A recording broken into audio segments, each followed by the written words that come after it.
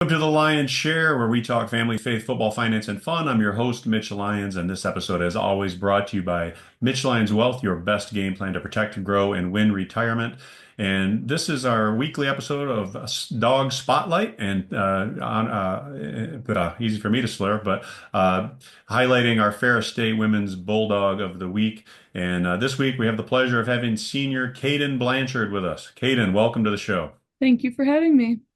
Well, listen, it's been fun watching you play this year. This being your last year, the last go around. You've had a good run at Ferris. Had a torn knee a couple years ago that you overcame. What is it? Does it seem a little surreal now that you're in the last year of your career at Ferris? It does. I mean, it's so cliche, but like it flies by. It's bittersweet for sure. I feel like I've had such a great experience at Ferris. Like I'm so thankful for everything. You never want it to end, but I've kind of like come to the conclusion this summer that like come to terms with it being my last year. So like it's easy to just like give my all and give everything. So I've just kind of been in that mindset that like this is it. So it's now or never. So when you walk in the gym every day, like today, had a couple days off, it's exam week, but are you taking a minute and say, sometimes it's hard to go to practice and have that energy. Does it change your mindset, knowing that it's your last one? Do you find yourself saying, "Yeah, this is a drag at times, but hey, this is my last chance. I gotta enjoy every practice." No, for sure. There's definitely days where it's hard to get up and go to the gym or even like go get extra shots, but I've just had that mindset this year that like I know that it's my last one and like I want to like bring the energy for everyone else so that they can like have a good time at practice because they're not in the mindset of like this is their last year, this could be their last 13th practice or whatever. So because I have that mindset, I feel like it makes me a better leader because I can bring that energy out of other people too. Sure, and I think that's important. And you are one of the captains of the team. I would say you're the leader on the court. From what I see. I mean, you kind of as you go, the team goes. I mean, there's been games where maybe the ball didn't go in as frequently as other games. I mean, you guys had a loss early in the season where the ball wasn't going in for anybody, yourself included. But you've been really shooting it well all year for the most part, and averaging over 18 points a game, shooting 38% from three, 46% I think overall from the field. So, but aside from that, Kadyn, I mean, obviously they rely on your scoring, but you bring that toughness, right? And I'm a big toughness guy, being a former football player, and I love players, and grit's become a popular word with Dan Campbell and the Detroit Lions and all that. But you just bring that grit factor to the game, right? You come ready to play. And I always stress this when I coach kids, your shot's not always going to go in, but your energy and your toughness can be consistent. That travels. It's kind of like Tom Izzo school thought. Defense and rebounding travels. You might not always shoot the same, but you have no excuse not to play defense and rebound. So, and you bring that. Is that just kind of always the way you've played the game, or was there somebody that kind of molded that into you? Um, I grew up with my mom as my coach for most of my years when I was younger. So I feel like she molded that into me, which I feel like is not usual for people who have like their parents as a coach. Um, I don't know if it's like because I grew up with four brothers, like That I've been, helps. yeah, that helps for sure. But actually I've learned a lot about it when I've been training kids because when I train them, I at first was like just expecting like everyone to have like that innate like grit and stuff that I have and like that push to want to be better. And I've like come to realize that like not everybody like has that and some people like need it to be pulled out of them. But Absolutely. I'm very thankful that for some I don't know what it is, for some reason it just comes out of me and I don't have to think about it at all. Yeah, for me growing up, I only had one brother, but he was older by 4.5 years, and I tended to hang out with he and his friends, or better yet, mom and dad made him take me wherever he went. So I was always playing with older kids, right? And always that the little guy towing along, and that helped. I mean, that helped for me as an athlete, just because nothing was handed to me.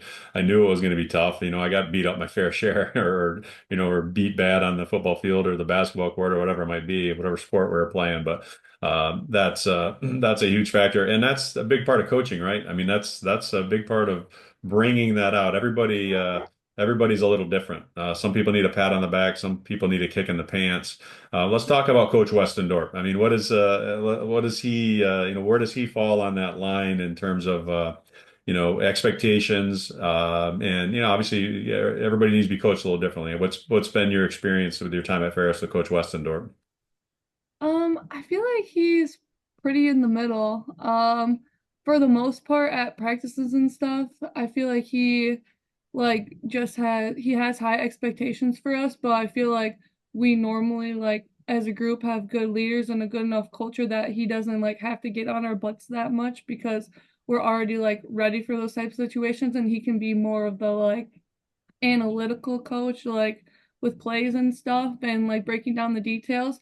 But I will say there have definitely been times when we weren't playing to the level that we should have been, and he's gotten on our butt. So he has a There's been a couple times in games I've noticed the blood pressure increased a little bit on that timeout, but yeah. that's okay. Sometimes you need to do that. But I would say this, and I think having a player like yourself makes coaching a little easier because when your best player is also your hardest worker and your grittiest player, it's really hard for teammates to watch game film, for example, and maybe didn't run as hard back on defense as maybe you did, that kind of thing. So I think your best coaches sometimes are the players that are the leaders and the leadership examples out there, and it's easier to coach a team when your best players are busting their butt.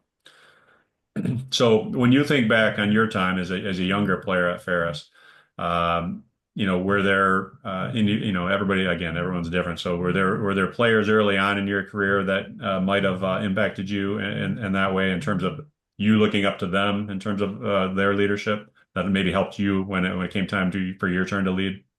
Oh, for sure. Mallory is the best leader that I've ever like been under before, besides Mallory McCartney, who was yeah. the senior guard last year, and now she's actually on the staff, and we can talk about that in a minute. But go ahead and continue.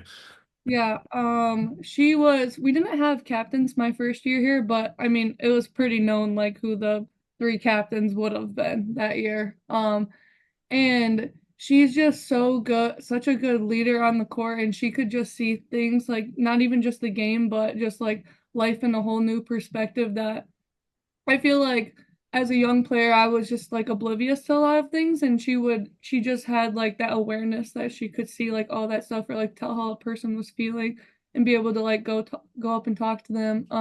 But at the same time, she was good on the court, but then she's also like your best friend on the court, like asking you to go get coffee, like remembering what your favorite drink is or your favorite candy, and she's just such a good person and I want to be the type of leader that she is and we've had great leaders but she's the one who really sticks out and for her to come back this year just it was just like I knew it was going to be different this year without her and Chloe because they've been here all the years that I have been Right. but to have her come back I don't want to say like a relief but it was like I'm going to have like someone to have my back still. Yep. Right. Yeah, that's a little different. I mean, you don't see that a lot with a athlete graduates, and the next thing you know, they're on the coaching staff, sitting on the bench, taking on a little different role. But I think it's been a good dynamic, and with my daughter Grace, who's on the team, she obviously didn't play with Mallory, but Mallory's already had a good impact on her, and I think she brings a lot to the staff. So that's cool. Well, great. I mean, you guys had a great season last year. You got a taste of that Final Four. You're off to a good start this year. Some things, as all teams, there's things to work on, things you guys can improve on. But how do you feel with where the team is now, and how far can this team go, and what do you have to do to make that jump to the next step? Of course, I think that we are the best team in the country. I think that we're always growing and we all obviously, like you said, have things to work on. And um sometimes it takes like a loss for us to learn and like we never want to have a loss to have to learn that, right? But sometimes it's a better learning experience than something we would have gotten out of a win. So I think that our loss to Ashland really opened a lot of people's eyes. I hope Um, it did. Yeah, so that loss was it was very frustrating as a person who like I felt like personally like I was like well prepared for the game, but I definitely could have done a better job as a leader to get the team better, well prepared, because I feel like as a team, like we kind of fell apart in certain parts of the game, and we can definitely work on that. I think that we're really growing offensively and defensively as a team, though. I mean, you've seen we've been pressing these past couple games, so I think that's something new that we have in our bag. And we have to, I think it's huge, really, because you guys are deep and you are athletic, and if you can put that kind of pressure, and going for those listeners that may not be familiar with that, the Ashland game, they were coming off kind of an embarrassing loss to Grand Valley on a Thursday, and they came up to your gym and just kind of jumped all over you guys early, and it got ugly, and you guys were down 28, but. You guys turned that around. I think you were down 22 going into the fourth quarter, and I think at one point cut it to 6 or 7, and you did it by pressing. And one thing I think we can expect if we run into Ashland again, we'll probably employ those tactics a little sooner in that game because they didn't handle it well. But again, like you said, these last couple of games, coaches continued with that, and I like it. It's a more upbeat, up-tempo game, and you guys have the depth to be able to do that.